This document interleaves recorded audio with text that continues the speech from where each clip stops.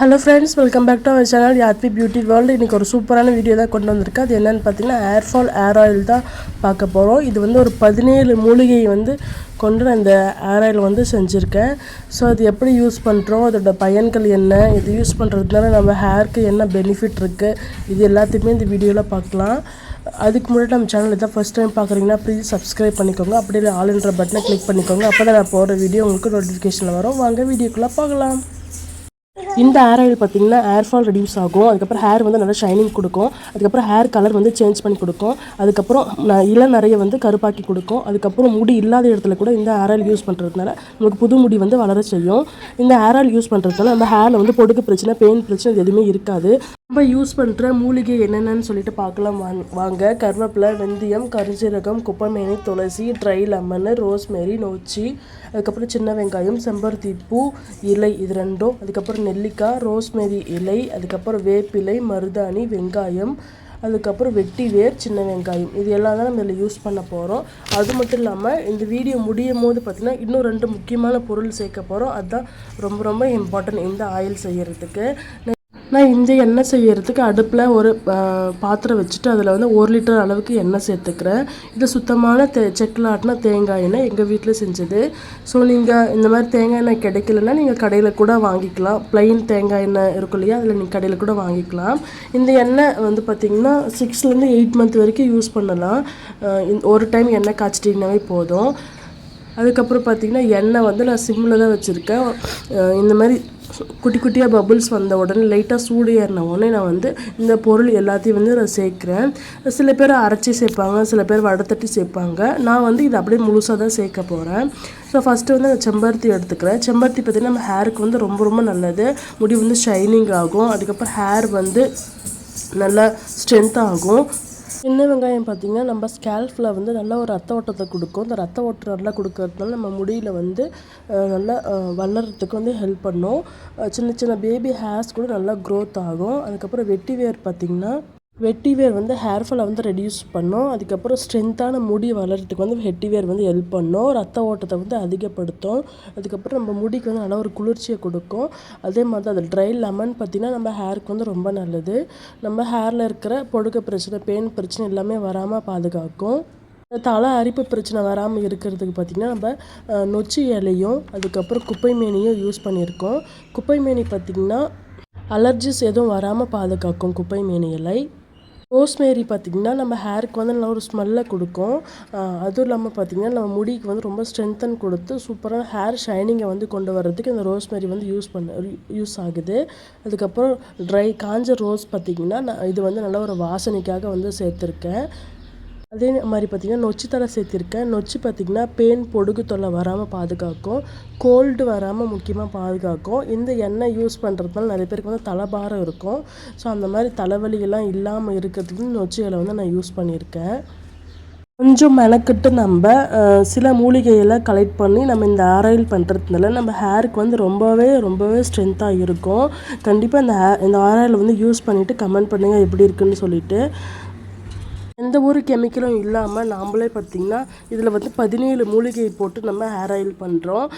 இந்த மாதிரி மூலிகை ஹேர் ஆயில் பார்த்திங்கன்னா நம்ம மார்க்கெட்டில் 100 ml பார்த்திங்கன்னா 400 500 அப்படி சொல்லி விற்கிறாங்க.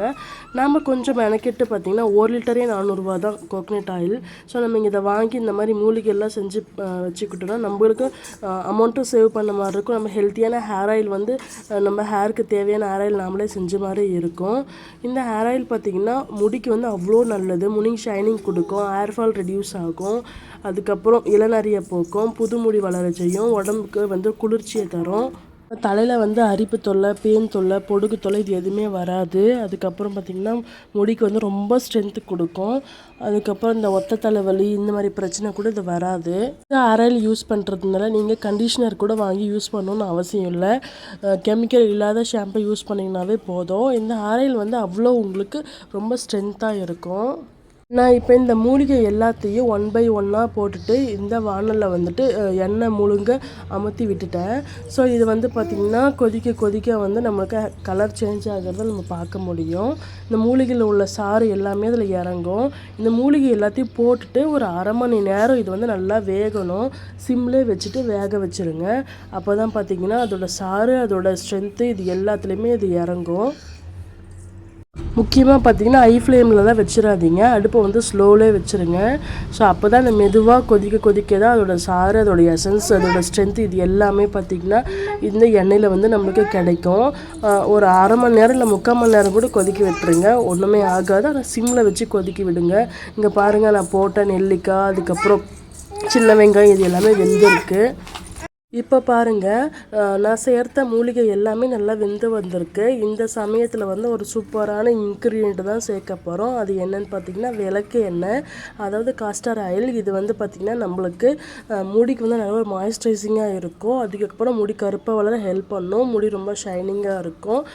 ஹேர் வந்து ரீக்ரோத் ஆகிறதுக்கு இந்த விளக்கெண்ணெய் வந்து யூஸ் ஆகுது. அடுத்து பார்த்திங்கன்னா பச்சை கருப்பூரம் ஒரு துண்டு அளவு எடுத்துக்கிறேன். இந்த ஒத்த தலைவலி பிரச்சனை, தலைபாரம் பிரச்சனை, அதுக்கப்புறம் கோல்டு பிரச்சனை இது எதுவுமே வராது.